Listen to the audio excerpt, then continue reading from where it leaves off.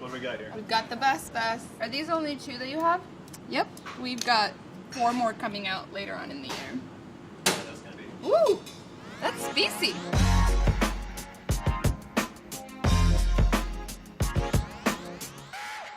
This is my first day at the test kitchen. I'm here to share my family's favorite recipe, coconut chicken yogurt from the wonderful country of Somalia, my home country. Because we have the longest coastline in Africa, in Somalia, we use a lot of warm spices. The way the Indian Ocean and the spice trade flowed through Somalia, carrying on to Tanzania, going down to Zanzibar, and on to Mozambique and Madagascar. The way that cinnamon is used in Somalia is very different than the way cinnamon is used in Mozambique. One is savory, one is sweet.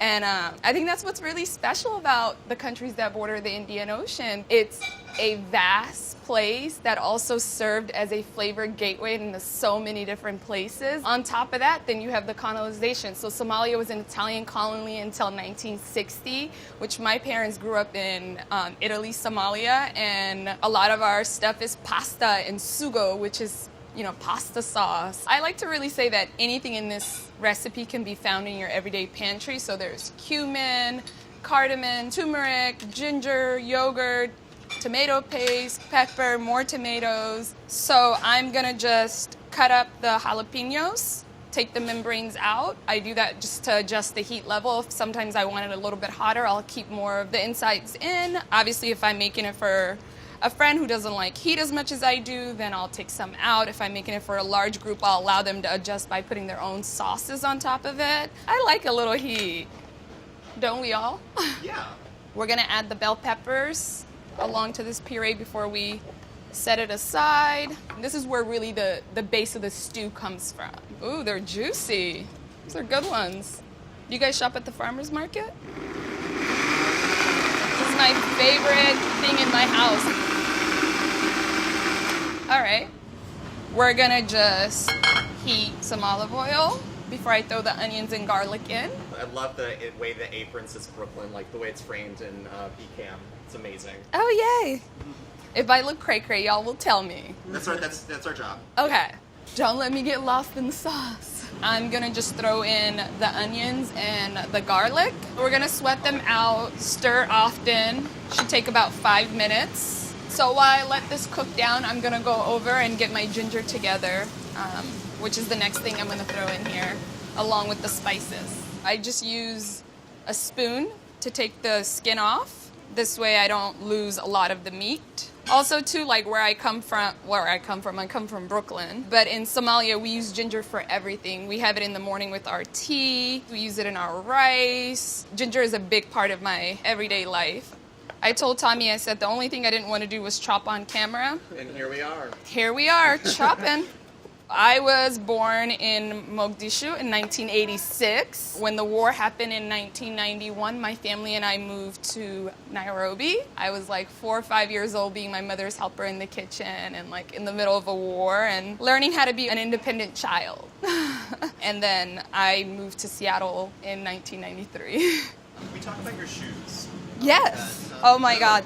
Do my feet look a little rough? What's the name of the polish? My polish is called a good Mandarin. It's hard to find because I live in New York City and I don't know where they are. Oh, you smell that? Yeah. So good. I'm gonna dump my roughly chopped ginger in. Cumin, cardamom. Look how pretty this turmeric is. We're gonna fold all of this together, let it go for about 1 to 2 minutes until it's fragrant, and then we're gonna add our puree. Woo! Smells like my mother's house. Is this a recipe from when you were a kid? Yeah, so this is a recipe that my sisters and my mother cook all the time. More my sisters than my mom. My mom is into shouting instructions while sitting on the kitchen floor. Every person in my family makes it a little bit different. My mother uses ghee. I don't use ghee just because, like, obviously I live in New York City and I don't want to add extra fat where I don't, need it. All right, so it's starting to brown. It's getting sticky at the bottom. This is a good time to throw in what we pureed earlier. I'm gonna mix everything together and I'm gonna let this come to a boil for about 10 minutes. So in addition to the puree, I'm gonna add my yogurt now. Whoop. Save. Then we're gonna add about a tablespoon of tomato puree. Stir it together. Look how pretty it looks. So I'm gonna cover and let it simmer for about 10 minutes, occasionally checking on it and stirring. Somali people are very particular in the way they pronounce things, and since I've been here by myself since I was 7, my Somali is Somali in English. My little sister was like, what are you gonna cook? I told her, I was like, I'm gonna make didaag qumbe. And she's like, why are you saying it like that? My family lives in Oslo. They live in Norway. Here's her sending me how to say didaag qumbe. Didaag qumbe. My little sister, we call her Kadogo, which means small one in Swahili because she's like small but mighty. She's like one of the best cooks in our family. So it's been about 10 minutes. We're gonna now add the carrots and potatoes. I'm gonna stir it all together, and I'm gonna let this cook for about 15 to 18 minutes. Oh, it smells so good. In my family, like in the mornings, if you wake up and you get to the kitchen, you can find my mom with a turmeric mask on her face almost every day. It's like a beauty thing that women in Somalia do. I'm gonna roughly chop about a cup of cilantro. Chop, chop, chop. Cilantro just makes everything better. Oh, even smelling it right now. I fit right in. All right, so we're gonna go throw this in. Oh, there it goes. Potatoes look ready. Here's the cubed chicken. I'm using chicken breast, 2 pounds of it. In my family too, we use a lot of thigh because thigh is just juicier and the bone holds onto the juice a little bit better than a breast. Throw the cilantro in. I'll let this simmer for about 20 minutes until the chicken is tender, and then we'll come back. Oh, it tastes just like my mom's. So good. So excited about this. How is it? Good. Good. I love that coconut milk. This is Beth Linsky, my fairy godmother and my business mentor, Yes. aka my BFF. I invited her here today so she can have some of this didaag qumbe. Get blessed by that scent. By that aroma. Oh yeah, look at that color. And if we had some cilantro, I'd just throw some cilantro over it. And traditionally I would eat this with miracles. They happen every day. Cool. Sometimes you say something and it'll just show up. This is traditionally eaten with a banana. That's how I like to eat it, how most Somalis eat it. Get out! This kitchen is magic. All right.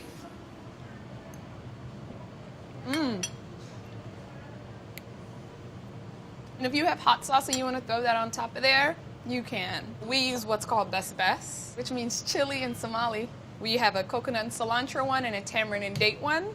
I own a business that makes these hot sauces, so I often throw just a couple of spoons of it on top of here. Do you have them here? I did not bring them because I didn't think about the crew today, but I'll bring some next time. I think about the crew. Matt has some. Yes! Oh my goodness! Would you eat your sauces with this? Oh yeah, so you just put the green sauce on top, Really fast. the best All on right. top. Thank you, Tommy. We got the best. We've got the best. It's got a bit of a kick. It's made with a jalapeno, so it really brings all the flavors together. I love that best is getting a shout out. Oh yeah, that's the brand, man. So what happens with the spinach? I eat it with spinach sometimes, especially late at night. I'll make Oh. a pot for myself and then eat it throughout the week. So Okay. I'll use my spinach as the base instead of rice when I'm going easy on carbs. Oh. Yeah, let me make you a plate. And what's with the banana?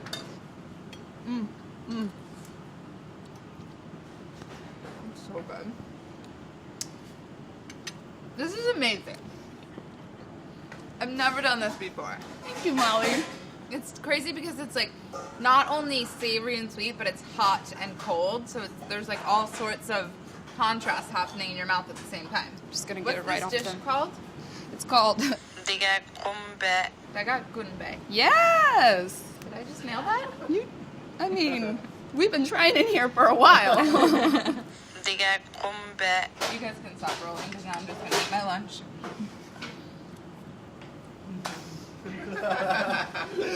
Did you want me to leave? Well, there you have it. Somali Food on Bone app. I hope you'll make it. Tag me in it. All right. So here's my little sister. didaag, qumbe.